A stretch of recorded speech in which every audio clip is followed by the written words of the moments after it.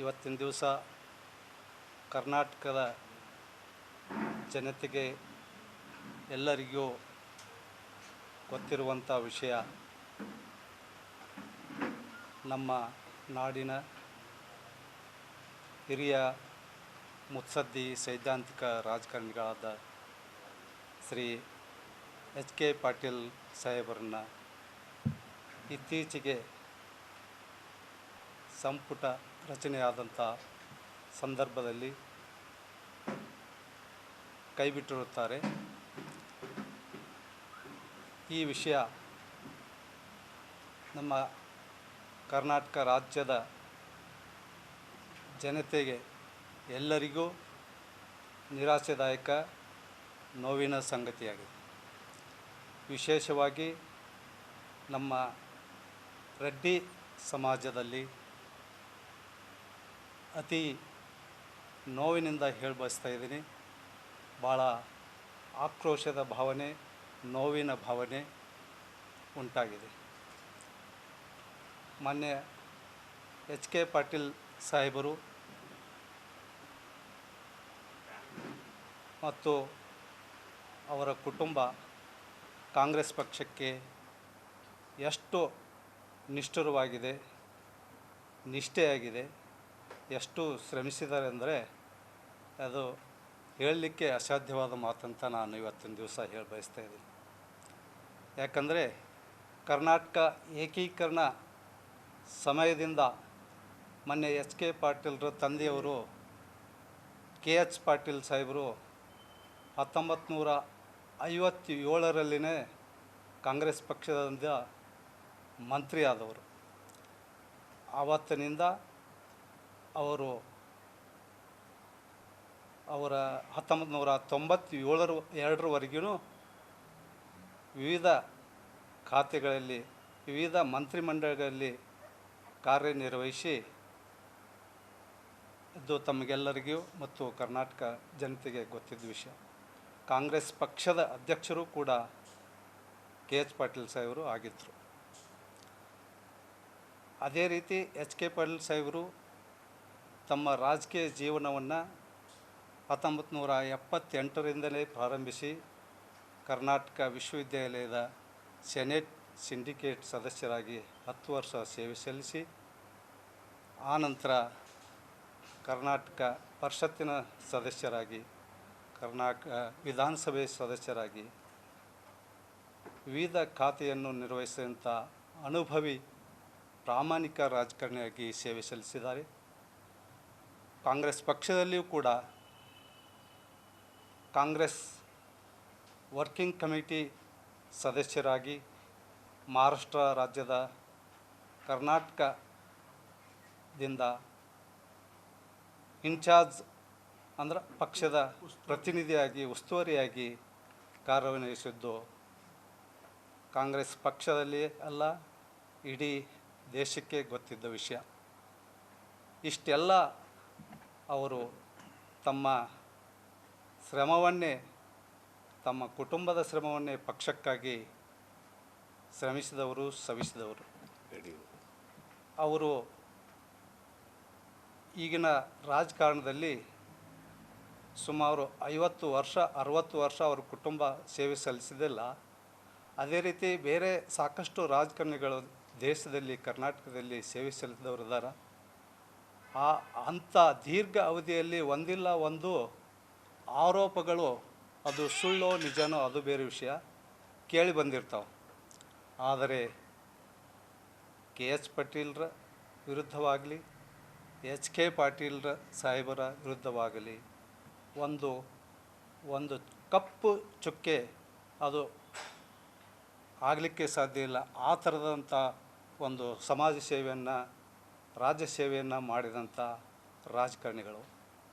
ಇವತ್ತಿನ ದಿವಸ ಅವರು ಬಗ್ಗೆ ವಿಶೇಷವಾಗಿ ಹೇಳೋದಂದ್ರೆ, ಎಲ್ಲರಿಗೂ ಗೊತ್ತಿದ್ದ ವಿಷಯ, ಗಡಿನಾಡು ಉಸ್ತುವಾರಿ ಸಚಿವರು ಆಗಿದ್ದರು ಅವರು. ಆ ವಿಷಯದಲ್ಲಿ ಸಾಕಷ್ಟು ಕಠಿಣ ನಿರ್ಧಾರಗಳನ್ನು, ದಿಟ್ಟ ನಿರ್ಧಾರಗಳನ್ನು ತಗೊಂಡು ಕರ್ನಾಟಕದ ನಾಡು, ಜಲ, ಭಾಷೆ ಬಗ್ಗೆ ಅವರು ಎಷ್ಟು ಕಾಳಜಿಪೂರ್ವಕವಾಗಿ ಕೆಲಸ ಮಾಡಿದ್ದಾರೆ ಅಂತ ಹೇಳಿ. ಇನ್ನು ನೀರಾವರಿ ಬಗ್ಗೆ ಆಳವಾದದ್ದೇನು? ಅದು ಅಲ್ಲದೆ ನೀರಾವರಿ ಮಂತ್ರಿಯಾಗಿದ್ದರು, ಸಾಕಷ್ಟು ನೀರಾವರಿ ಕೆಲಸ ಮಾಡಿದ್ದಾರೆ ಕರ್ನಾಟಕ ತುಂಬೆಲ್ಲ. ಅವರಿಗೆ ನೀರಾವರಿ ಇಲಾಖೆ ವಿಶೇಷವಾದ ಆಸಕ್ತಿ. ಯಾಕಂದ್ರೆ ಕರ್ನಾಟಕ ತುಂಬ ಎಲ್ಲ ರೈತರಿಗೆ ಉಪಯುಕ್ತ ಆಗುವಂಥದ್ದು. ರೈತರಿಗೆ ನೀರಾವರಿ ಆದರೆ ಕರ್ನಾಟಕದ ಕುಟುಂಬಗಳೆಲ್ಲ ಉತ್ತಮ ಮಟ್ಟದಲ್ಲಿ ಜೀವನ ಸಾಗಿಸ್ತಾರೆ, ಉತ್ಪನ್ನ ಬರ್ತದೆ ಅಂಥೇಳಿ ವಿಶೇಷ ಕಾಳಜಿ ವಹಿಸಿ ಅದಕ್ಕಾಗಿ ಅವರು ಇಲಾಖೆ ಆಸಕ್ತಿ ಹೊಂದಿದ್ದರು. ಈಗ ಯಾರಿಗೆ ಕೇಳಲಾರ್ದೇ ಅವರಿಗೆ ಅವರ ಒಂದು ಅನುಭವದ ಮೇಲೆ ಅವ್ರದ್ದು ಅಪಾರವಾದ ಆಡಳಿತದ ಪಾಂಡಿತ್ಯವನ್ನು ಪರಿಗಣಿಸಿ ಒಂದು ಉತ್ತಮ ಇಲಾಖೆಯ ಮಂತ್ರಿಯಾಗಿ ಅವರಿಗೆ ನೇಮಿಸಬೇಕಾಗಿತ್ತು. ಈ ಸಂಪುಟದಲ್ಲಿ ಅದು ವಂಚಿತ ಮಾಡಿದ್ದಾರೆ. ಇದಕ್ಕೆ ನಮ್ಮೆಲ್ಲರಿಗೂ ಬಹಳ ವೇದನೆ ಆಗಿದೆ. ಆ ವೇದನೆಯನ್ನು ನಾವು ನಿಮ್ಮ ಮುಖಾಂತರ ಮತ್ತು ಹೋರಾಟದ ಮುಖಾಂತರ ನಾವು ಇವತ್ತು ಕರ್ನಾಟಕದ ಮುಖ್ಯಮಂತ್ರಿಗಳಿಗೆ ಮತ್ತು ಕಾಂಗ್ರೆಸ್ ಪಕ್ಷದ ಹೈಕಮಾಂಡ್ಗೆ ವಿನಂತಿನೂ ಮಾಡಿಸ್ಕೊತೀವಿ, ಹೋರಾಟನೂ ಮಾಡ್ತೀವಿ. ಇವತ್ತಿನ ದಿವಸ ಅವರು ಬರೀ ನೀರಾವರಿ ಅಲ್ಲ, ಕಾನೂನು ಮತ್ತು ನ್ಯಾಯ ಇಲಾಖೆಯಲ್ಲಿ ಮತ್ತು ಅಗ್ರಿಕಲ್ಚರ್ ಇಲಾಖೆ ಮಂತ್ರಿ ಇದ್ದರು, ಗ್ರಾಮೀಣ ಅಭಿವೃದ್ಧಿ ಮಂತ್ರಿ ಇದ್ದರು. ಅವಾಗ ಕೂಡ ಪ್ರತಿಯೊಂದು ಹಳ್ಳಿಗೆ ಕುಡಿಯುವ ನೀರಿನ ಸಮಸ್ಯೆ, ಉತ್ಕೃಷ್ಟವಾದ ನೀರನ್ನು ಜನರಿಗೆ ತಲುಪಲಿ ಅಂತ ಹೇಳಿ ಪ್ರತಿ ಹಳ್ಳಿಯೂ ಕೂಡ ಶುದ್ಧವಾದ ನೀರಿನ ಘಟಕವನ್ನು ಮಾಡಿ ಜನರಿಗೆ ಒಳ್ಳೆಯ ನೀರು ಸಿಗುವಂಥ ಮಾಡಿದ್ದು ವಿಶೇಷ ಪ್ರಯತ್ನ, ಮರೆಯಲಾರದಂಥ ವಿಷಯ. ಅದಕ್ಕೆ ಅದೇ ರೀತಿ ರಾಮಲಿಂಗಾರೆಡ್ಡಿ ಸಾಹೇಬರಿಗೂ ಇವತ್ತು ರಾಜೀನಾಮೆ ಕೊಟ್ಟಿದ್ದಾರೆ.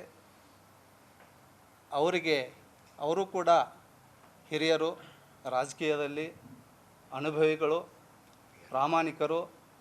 1984ರಲ್ಲಿ ಸತತವಾಗಿ ಸೋಲಿಲ್ಲದ ಸರ್ದಾರನಾಗಿ 8 ಅವಧಿಯ ವಿಧಾನಸಭೆಗೆ ಆರಿಸಿ ಬಂದವರು. ಅವ್ರಿಗೂ ಕೂಡ ರಾಜಕೀಯ ಜೀವನದಲ್ಲಿ ಒಂದು ಕಪ್ಪು ಚುಕ್ಕೆ ಇರಲಾರ್ದೆ, ಸ್ವಲ್ಪ ಆರೋಪ ಇರಲಾರ್ದಂಥ ಸೇವೆಯನ್ನು, ಸಮಾಜ ಸೇವೆಯನ್ನು ಮಾಡಿದಂಥದ್ದು. ಯಾವುದೇ ಖಾತೆ ಮಂತ್ರಿ ಇದು ಕೂಡ ಅಚ್ಚುಕಟ್ಟಾಗಿ ನಿರ್ವಹಿಸಿ ಜನಪ್ರಿಯತೆಯನ್ನು ಗಳಿಸಿಕೊಂಡಂಥವರು. ಅವರಿಗೂ ಕೂಡ ಅವರ ಹಿರಿತನಕ್ಕೆ ಅನುಗುಣವಾಗಿ ಇವತ್ತು ಮಂತ್ರಿಮಂಡಲದಲ್ಲಿ ಖಾತೆ ಹಂಚಿಕೆಯಾಗಿಲ್ಲ. ರಾಜೀನಾಮೆ ಕೊಟ್ಟ ವಿಷಯ ಎಲ್ಲರಿಗೂ ಕರ್ನಾಟಕ ರಾಜ್ಯದಲ್ಲಿ ಗೊತ್ತಿರೋದು.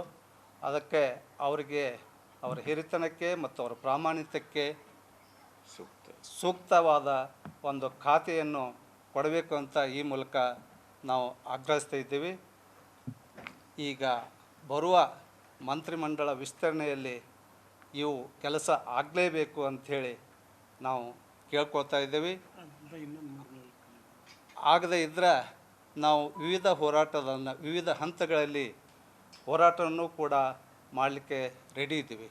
ನಮ್ಮ ಸಮಾಜದ, ರೆಡ್ಡಿ ಸಮಾಜದ ಕರ್ನಾಟಕ ತುಂಬ 80 ಲಕ್ಷ ನಾವು ಜನರ ಇದ್ದೀವಿ. ಅದನ್ನು ಪರಿಗಣಿಸಿ ಆದರೂ ಅವರು ವಿಶೇಷವಾಗಿ ಕೇಳಾರ್ದ ಅವರು ಮಂತ್ರಿಮಂಡಲ ಕರೆದು ಕೊಡಬೇಕಾಗಿತ್ತು. ಇವತ್ತಿನ ದಿವಸ ಯಾವುದೋ ರಾಜಕೀಯ ಒಂದು ವಿಷಯಕ್ಕೋಸ್ಕರ ಒಂದು ಸ್ವಲ್ಪ ವೇಳೆ ಹಿನ್ನಡೆ ಆಗಿದೆ, ಇರಲಿ. ಅದಕ್ಕೋಸ್ಕರ ನಾವು ಅವ್ರಿಗೆ, ರಾಮಲಿಂಗಡ್ಡ ಸಾಹೇಬ್ರಿಗೆ ಮತ್ತು SK ಪಾಟೀಲ್ ಸಾಹೇಬರಿಗೆ ಇಬ್ಬರಿಗೆ ಮಂತ್ರಿಮಂಡಲ ಕೊಡುವುದರ ಕನಿಷ್ಠ ನಮ್ಮ 80 ಲಕ್ಷ ಜನರಿಗೆ ಪರಿಗಣಿಸಿ 19 ಜನ MLA ಕಾಂಗ್ರೆಸ್ದಲ್ಲಿದ್ದಾರೆ. ನಮ್ಮ ರೆಡ್ಡಿ ಸಮಾಜದವರು ಕನಿಷ್ಠ 4-5 ಜನ ಆ ಸಂಖ್ಯೆಗೆ ಅನುಗುಣವಾಗಿ ಮಂತ್ರಿಗಳಾಗಬೇಕಾಗಿತ್ತು. ಸಾಕಷ್ಟು ಇನ್ನೂ ಇದ್ದಾರೆ. ಬಸವರಾಜ ರಾಯರೆಡ್ಡಿ ಅವರಿದ್ದಾರೆ, ಅಪ್ಪಾಜಿ ನಾಡಗೌಡರಿದ್ದಾರೆ, ಕೋನ್ ರೆಡ್ಡಿ ಅವರಿದ್ದಾರೆ, JT ಪಾಟೀಲ್ರಿದ್ದಾರೆ, ಸಿನ್ನೂರು MLA ಬಾದರ್ಲೆ ಹಂಪನಗೌಡರಿದ್ದಾರೆ, GS ಪಾಟೀಲ್ರಿದ್ದಾರೆ, ರೋನ್ MLA ಅವರು. ಸಾಕಷ್ಟು ಜನ ಅವರೆಲ್ಲರೂ ಹಿರಿಯರೇ. ಕೋಳಿವಾಡಿದ್ದಾರೆ. 4-5 ಸಲ ಆರಿಸಿ ಬಂದಂಥವ್ರು